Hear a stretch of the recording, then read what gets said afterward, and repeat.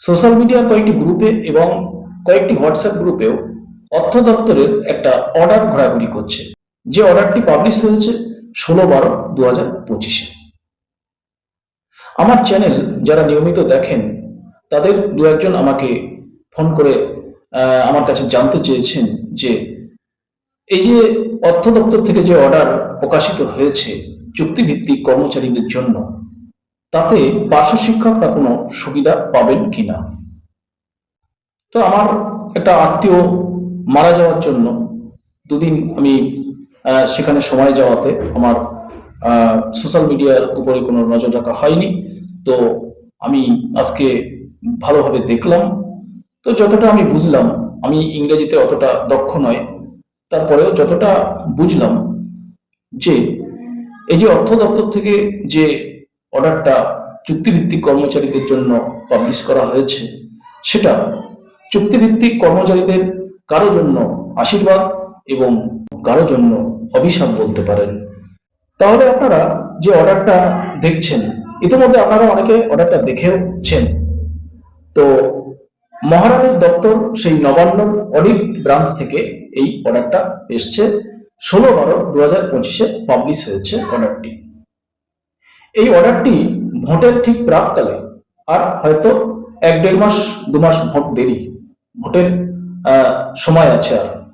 তো এই সময়ে এই যে অর্ডারটা পাবলিশ হয়েছে, এটা সরকারের একটা খুব উদ্দেশ্য আছে। সেই উদ্দেশ্য নিয়েই কিন্তু এটা বার করেছে, পাবলিশ করেছে। তো যাই হোক, সে উদ্দেশ্য দিকে পরে আসছি। এখানে দেখুন,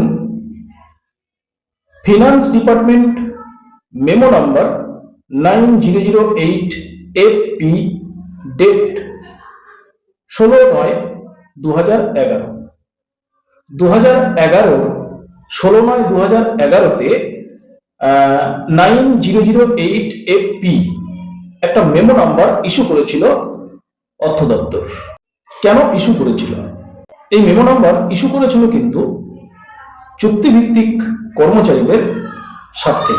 16/9/2011-তে ফিনান্স ডিপার্টমেন্ট 9008 FP এই মেমো নাম্বার ইস্যু করেছিল 1/4/2010-এর আগে নিযুক্ত ক্যাজুয়াল কর্মচারী, তারপর হচ্ছে ডেলি রোজের যারা কর্মচারী, তারপর অন্যান্য কন্ট্রাকচুয়াল অর্থাৎ চুক্তিভিত্তিক কর্মচারীদের জন্য তাদের চাকরির মেয়াদ, তাদের কনসলিডেটেড পে, তারপরে আপনার বার্ষিক যে ইনক্রিমেন্ট, ইয়ারলি এনহ্যান্সমেন্ট যেটা, সেটা, তারপরে টার্মিনাল বেনিফিট, এই সমস্ত সুবিধা প্রদানের জন্যই 9008 FP এই মেমো নাম্বার ইস্যু করা হয়েছিল।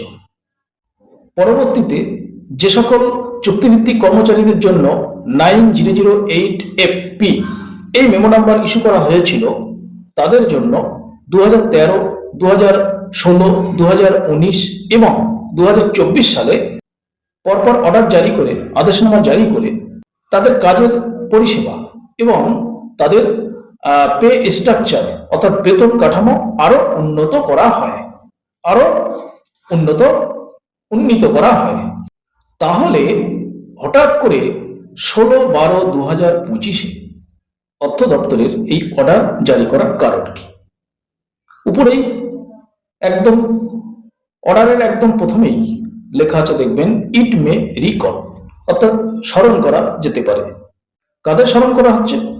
আমরা জানি 1/3/2024-এ 1091 মেমো নাম্বার বা ভাইট নাম্বার যাই বলুন, সেই অনুসারে অন্যান্য চুক্তিভিত্তিদের সঙ্গে আইসিটি কম্পিউটার টিচারদের স্ল্যাব অনুযায়ী একটা পে স্ট্রাকচার হয় এবং তারপরেই কিন্তু অন্যান্য ডিপার্টমেন্টের চুক্তিভিত্তিক কর্মচারীরা জোরালোভাবে দাবি করতে থাকেন যে আমাদেরও 1091 অনুসারে আইসিটি কম্পিউটার টিচারদের যেমন স্ল্যাব অনুযায়ী পে স্ট্রাকচার দেওয়া হয়েছে, আমাদেরও দেওয়া হোক, আমরা কেন পাবো না।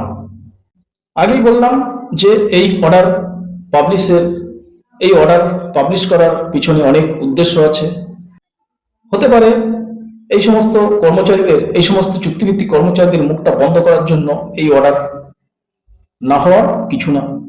তাহলে অর্থ দপ্তরের এই অর্ডারের ক্লারিফিকেশন থেকে যেটা বোঝা যাচ্ছে যে 2011 সালের পরে যে সকল চুক্তিভিত্তিক কর্মচারীরা নিযুক্ত হয়েছেন তাদের ক্ষেত্রে সরকারি আদেশে যদি স্পষ্টভাবে বলা থাকে যে মেমো নাম্বার 9008 FP, তো তার পরবর্তী আদেশের সুবিধা তাদের ক্ষেত্রে প্রযোজ্য, তাহলে তাদের নিয়োগের মেয়াদ 5 বা 10 বছরের কম হলেও তারা 2013, 2016, 2019 এবং 2024-এর আদেশ অনুযায়ী তারা সুবিধা পাবেন।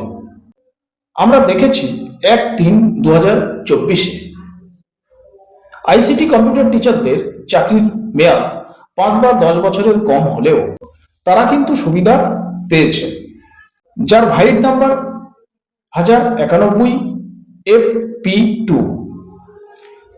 তাদেরকে সরকারি উদ্যোগে এই সুবিধার জায়গায় কিন্তু আনা হয়েছে, তারা কিন্তু সুবিধা পেয়েছে।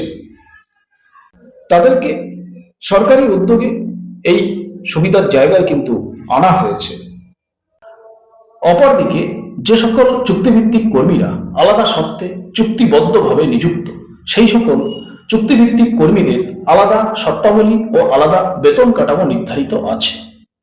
সেই সকল চুক্তিভিত্তিক কর্মীরা মেমো নাম্বার 9008 FP এর সুবিধা পাবেন না। মূল কথা হলো চুক্তিভিত্তিক কর্মচারীদের সকলের জন্য 9008 FP এই মেমো নাম্বার অটোমেটিক নয়। যাদের জন্য সরকারি আদেশে নির্দিষ্ট করা আছে একমাত্র তারাই এই মেমো নাম্বারের সুবিধা পাবেন। তাহলে পার্শ্ব শিক্ষক বন্ধুরা, এবার ভাবুন, চিন্তা করুন কি করবেন। আইসিটি কম্পিউটার টিচার যাদের চাকরির বয়স 5-7 বছর, তাদেরকেও 1/3/2024-এর অর্ডারের আওতায় আনলেন সরকার। তাদেরকেও 1/3/2024-এর সুবিধার মধ্যে আনলেন। কিন্তু আপনি 20-22 বছর পরিষেবা দিচ্ছেন, স্কুলে পড়াচ্ছেন, আপনাকে না খেয়ে স্কুলে যেতে হচ্ছে। দুবেলা ভালোভাবে আপনার চলছে না। মুখ্যমন্ত্রী মমতা বন্দ্যোপাধ্যায় অতি সহজে আপনার মাইনেটা বৃদ্ধি করবে, এটা বিশ্বাস করা খুব মুশকিল। কারণ সহজভাবে যদি করে দিতেন না, তাহলে অনেক আগেই হয়তো হয়ে যেত। উনি অতি সহজে দেবেন না, বিশ্বাস করা খুব মুশকিল। কারণ সহজভাবে যদি করে দিতেন না, তাহলে অনেক আগেই হয়তো হয়ে যেত। উনি অতি সহজে দেবেন না। যাই হোক, পরের ভিডিওতে আসবো কি করা যায়, কি পদক্ষেপ নেওয়া যায় সে বিষয়ে কিছু বলার জন্য।